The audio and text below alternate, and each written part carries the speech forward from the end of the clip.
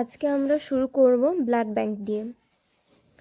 তো প্রথমেই আমরা জেনে নেব ওয়ার্ক অফ ব্লাড ব্যাংক। আমরা ব্লাড ব্যাংকে কি কি কাজ করতে পারি বা কি কি কাজ করে থাকি মূলত: collection, leveling, component separation, ITI test, তারপর আমরা স্টোর করি, দেন কম্প্যাটিবিলিটি টেস্ট করি এবং এটাকে রেডি করি।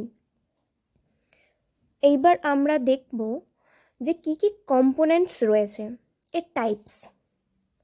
এটা মূলত 3 রকমের হয়। তো প্রথমত হোল ব্লাড থেকে আমরা পিআরবিসি আর এফএফপি কালেক্ট করতে পারি। দেন হোল ব্লাড থেকে আমরা PRBC, FFP and RDP collect করতে পারি। অ্যান্ড থার্ডলি আমরা করতে পারি ক্রায়ো সেপারেশন। তো পিআরবিসি, এফএফপি আর আরডিপি যেগুলো আমরা পড়লাম, এর ফুল ফর্মসগুলো কী? PRBC packed red blood cell, FFP fresh frozen plasma, RDP random donor platelet. Then আমরা দেখব যে এগুলো স্টোরেজ টেম্পারেচার কত। পিআরবিসিকে আমরা স্টোর করি মূলত 2 থেকে 8 ডিগ্রি সেন্টিগ্রেডে। এফএফপিকে আমরা স্টোর করতে পারি, ফার্স্টে আমরা রাখবো এফএফপির ক্ষেত্রে -80 ডিগ্রি সেন্টিগ্রেডে, দেন আমরা শিফট করতে পারি -40 ডিগ্রি সেন্টিগ্রেডে। এইবার এখানে প্রশ্নটা হলো যে এফএফপিকে প্রথমে আমরা -80 ডিগ্রি সেন্টিগ্রেডে রাখবো কেন? এই প্রশ্নের উত্তর যদি কারোর জানা থাকে তো বলো, তাও আমি বলে দিই। আমরা এফএফপিকে -80 ডিগ্রিতে প্রথমে রাখবো, কারণটা হলো যে আমাদের ব্লাডের মধ্যে কিছু অ্যান্টিকোয়াগুলেন্ট থাকে। সেই অ্যান্টিকোয়াগুলেন্ট ফ্যাক্টরের মধ্যে ফ্যাক্টর 8 এবং ফ্যাক্টর 13। ফ্যাক্টর 8 আর ফ্যাক্টর 13 কী কী না, অ্যান্টি হেমোফিলিক ফ্যাক্টর, আর ফ্যাক্টর 13 হলো লেবাইল ফ্যাক্টর। এই দুটো ফ্যাক্টর মূলত ব্রেকডাউন করে যায়। তাই আমরা -80 ডিগ্রি সেন্টিগ্রেড টেম্পারেচারে এগুলো এফএফপিকে রাখি, যাতে অ্যান্টিকোয়াগুলেন্টগুলো এফএফপির সাথে চিটিয়ে বসে যায়, সেট করার জন্য মূলত। দেন আরডিপিকে আমরা রাখতে পারি 22 থেকে 24 ডিগ্রি সেন্টিগ্রেডে। এইবার দেখব আমরা যে ব্লাড ব্যাগগুলো ইউজ করি সেগুলো কত টাইপসের হয়। ফার্স্ট হলো 3 ব্যাগ আমরা ইউজ করতে পারি, যেটাকে ট্রিপল ব্যাগ বলা হয়। এখানে থাকে পিআরবিসি, এফএফপি অ্যান্ড আরডিপি। আর ইউজ করি আমরা ডবল ব্যাগ, যেটাতে পিআরবিসি আর এফএফপি থাকে। দেন থার্ডলি আমরা কোয়াড্রিপল ব্যাগ ইউজ করি, যেটাকে ক্রায়ো সেপারেশনও বলা হয় বা ক্রায়ো ব্যাগ বলা হয়। এখানে পিআরবিসি, এফএফপি এবং আরডিপি এই 3টে থাকে।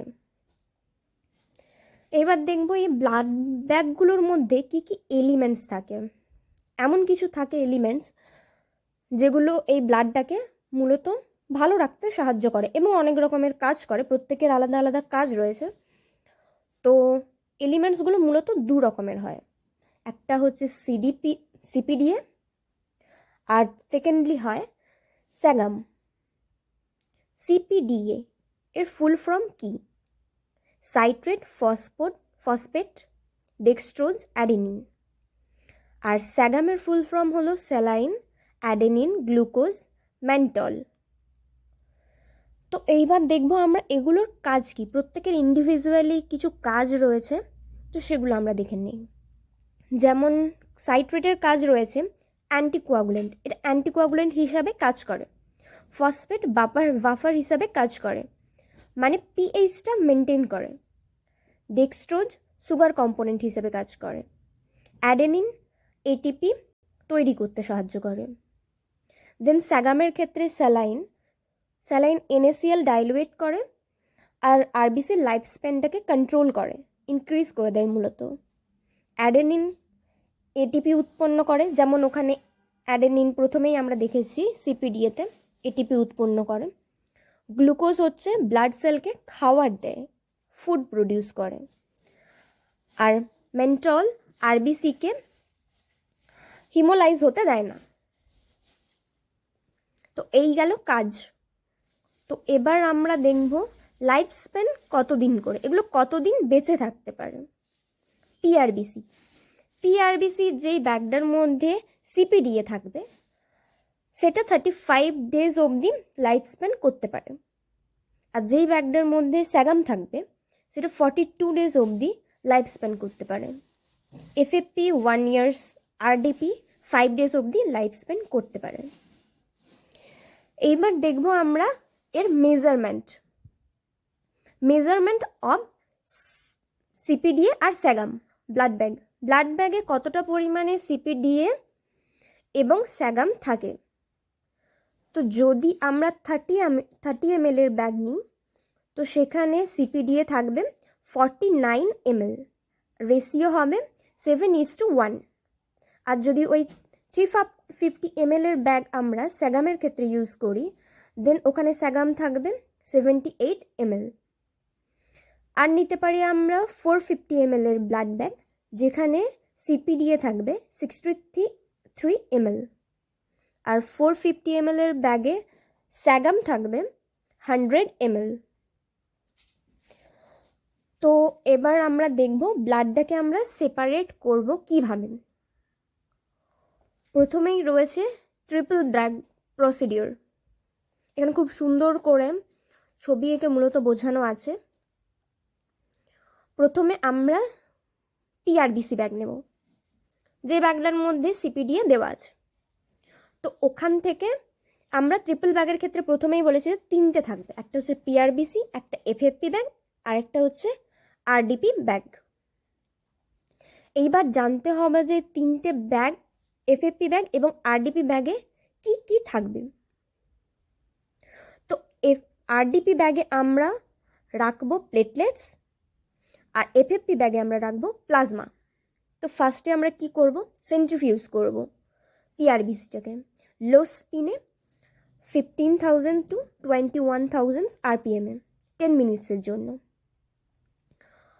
আর এফএফপি ব্যাগে আমরা ক্লিপ দেব, সেখান থেকে প্লাজমা আর প্লেটলেট সেপারেট হয়ে যাবে, দেন ওটা যাবে আরডিপি ব্যাগে। এবার আরডিপি ব্যাগে আমরা সেকেন্ড টাইম সেন্ট্রিফিউজ করব হাই স্পিনে, কত 2800 থেকে 3800 আরপিএমে 10 মিনিটসের জন্য। দেন এবার প্লাজমা ব্যাগে চলে আসবে, প্লাজমা এফএফপি ব্যাগে চলে আসবে আর আরডিপি ব্যাগে প্লেটলেট থেকে যাবে। তো বোঝা গেল। এবার এখানে লেখা রয়েছে ভলিউমসগুলো, এটা তোমরা দেখে নিও। আর রয়েছে একটা খুব ইম্পর্ট্যান্ট একটা কোশ্চেন্স, যেটা খুবই ইম্পর্ট্যান্ট, সেটা হলো ট্রিপল ব্যাগ যে কালেকশনটা হয়, যেটা আমি এক্ষুনি বোঝালাম, তো সেটা হওয়ার 6 আওয়ারের মধ্যে আমাদের কম্পোনেন্ট সেপারেশন কমপ্লিট করতে হয়। কিন্তু আমরা 6 আওয়ারের মধ্যেই কেন কম্পোনেন্ট সেপারেশনটা করব কমপ্লিট? এটার কারণ কি? এটা ঠিক প্রথমে একটা কোশ্চেন করেছিলাম আমি, তার মতনই অনেকটা। কারণ আমাদের ব্লাডের মধ্যে প্রথমেই বলেছি অ্যান্টিকোয়াগুলেন্ট ফ্যাক্টর থাকে। অ্যান্টিকোয়াগুলেন্ট ফ্যাক্টর মূলত 8, মানে অ্যান্টি হিমোফিলিক ফ্যাক্টর, যেটা নষ্ট হয়ে যায় 6 আওয়ারের পর।